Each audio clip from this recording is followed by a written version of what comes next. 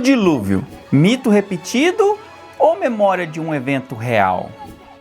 Fala, mancebo! Tudo bom com você? Agora me responde isso. Por que civilizações antigas sem contato entre si contam história tão parecida de um dilúvio? Coincidência ou memória? Hoje a gente vai até o fundo disso. Mas antes de continuar, já se inscreveu no canal? Já deixou o seu like? Faça isso agora! Não te custa nada, mas ajuda esse conteúdo a chegar em mais gente. As histórias antigas. Gilgamesh, a humanidade como incômodo. O épico de Gilgamesh vem de tradições sumérias, mais ou menos de 2100 anos antes de Cristo. Aqui, os deuses decidem destruir a humanidade, não por maldade moral, mas por barulho. Acredita nisso? A humanidade incomodava os deuses. O deuses Enlil quer destruir tudo, mas ele avisa o Napnishim. Agora, olha esse detalhe tão curioso. Depois do dilúvio, os deuses ficam desesperados por sacrifício. E o texto diz que eles se juntam como mosca ao redor de ofertas. Deuses dependentes, deuses instáveis, deuses limitados. E agora, como que fica? Vamos comparar isso com a Bíblia? Vamos na Bíblia? Em Gênesis 6:5, viu o Senhor que a maldade do homem se multiplicava. E aqui existe o confronto real com essa história de Gilgamesh. Aqui existe justiça. Olha essa foto modelo de como era a arca de Gilgamesh. Agora olha isso aqui. Esse modelo baseado em Gilgamesh é praticamente um cubo, ponto frágil. E olha o ponto frágil, instabilidade em meio ao mar agitado. E isso pode capotar. Atrahasis. Agora vamos comparar ao outro método. O Atrahasis mostra outra visão. Humanos foram criados para trabalhar para os deuses, mas fazem barulho. Impede os deuses de dormir. Você acredita nisso? E o resultado? Dilúvio. Depois disso, os deuses criam controle populacional, infertilidade, moral. E isso não é redenção, isso é controle. E o que a Bíblia diz? Em Gênesis 8:21, não tornarei mais a amaldiçoar a terra. Aqui existe graça. E se você quiser saber o que é a graça, recomendo que assista o outro vídeo que eu fiz explicando do que a Bíblia se trata. Veja só agora a arquitetura desse modelo. Não tem proporção clara. O ponto frágil aqui é a ausência de engenharia. Outro modelo que nós temos também é a Zuatruda, uma memória quebrada. O Eru do Gênesis aqui é fragmentado, sem detalhes, sem estrutura, e o ponto frágil é a falta de detalhes. E olha só isso. Isso aqui é mais interpretação moderna do que a descrição real. Mas o que isso quer dizer no final? Mais de 200 culturas têm história de um dilúvio. China, Índia, América. E quais são os padrões? Destruição por água, sobrevivente e recomeço. Percebe o padrão? Quanto mais distante o relato bíblico, mais distorcida a história fica. Isso não parece um mito isolado. Mas agora vem um ponto mais ignorado entre todos eles. A arquitetura da arca. Agora presta atenção nisso. Veja só o que a Bíblia diz em Gênesis 6, versículo 15. A arca, ela tem proporções aproximadamente 6:1. E isso é crucial. Os navios modernos, eles usam proporções muito parecidas.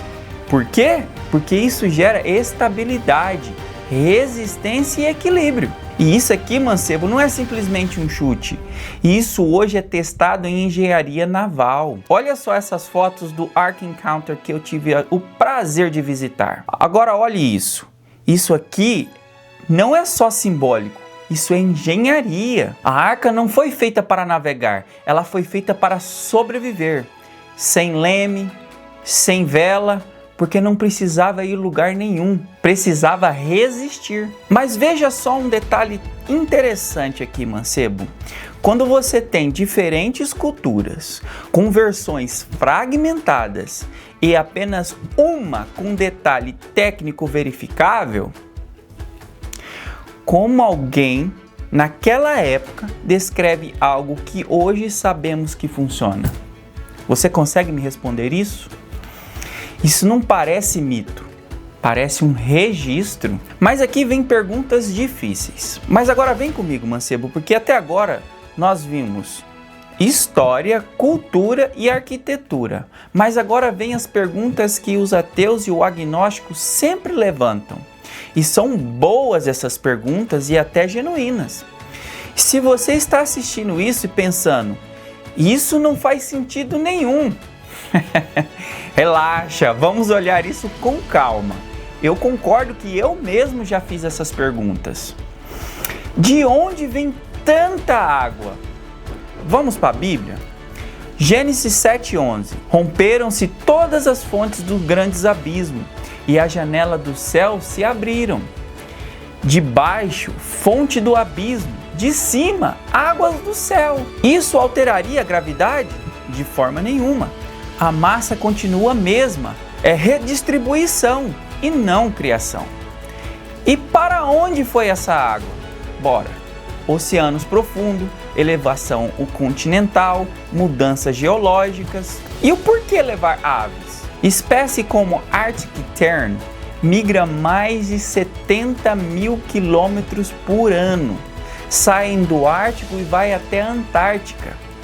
Bartel Godwin voa até 11 mil quilômetros sem parar, sem descanso, sem alimento. O Golden Eagle percorre centenas de quilômetros em um único dia. Usa as correntes térmicas. O Wuthering Albastro passa dias sobre o oceano, quase não pousa. E agora pense comigo, mancebo. Algumas dessas aves conseguem voar de 600 a 800 quilômetros em um único dia. Outras cruzam oceanos inteiros sem parar. E mais, elas têm sistemas naturais de navegação.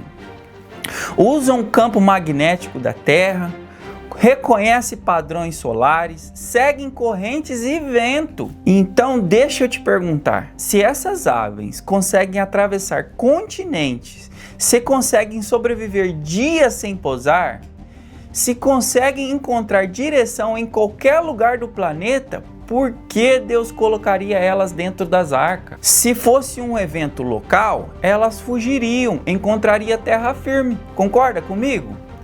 Mas se foi evento global, não havia para onde fugir. Não haveria descanso. E aí sim, faz sentido elas estarem dentro da arca. Entendeu? Vamos falar um pouco sobre a microfase. Porque isso aqui não é sobre capacidade de voo. É sobre a ausência de refúgio. Por que não fugir? E a pergunta pode parecer, por que não fugir? 100 anos construído para fugir de um local? Não faz sentido. Noé levou cerca de mais ou menos 100 anos para construir a arca. Se o evento fosse local, ele poderia ter pego esse tempo para ir para outro local em vez de trabalhar na construção de uma arca. Entende? Como os animais chegaram? Direção providencial. Preservação planejada. Como sobreviveram depois? Tipos básicos de adaptação e multiplicação. Agora junta tudo isso. Mancebo, o problema não é a falta de resposta, é a falta de análises. Global ou local? Vamos ver para a Bíblia. Deus promete nunca mais destruir a terra com água. Mas hoje temos enchentes, tsunamis e etc. Então, isso só faz sentido se o dilúvio foi global. Agora, junta tudo. Relatos globais, padrões repetidos, diferenças tecnológicas, engenharia verificável. E o que nós temos? Se isso estiver certo, isso muda completamente como a gente vê a história. A Bíblia não é só uma versão, ela é a única que apresenta coerência completa. Agora deixa eu te perguntar, se o dilúvio foi real e a arca existiu, então tinha dinossauros dentro dela? Esse é um tema que eu quero trazer já para os próximos vídeos. Mas antes de sair, se inscreva no canal, deixe seu like e comenta: dilúvio global ou local? E te vejo nos próximos vídeos, mancebo. Até a próxima. Tchau!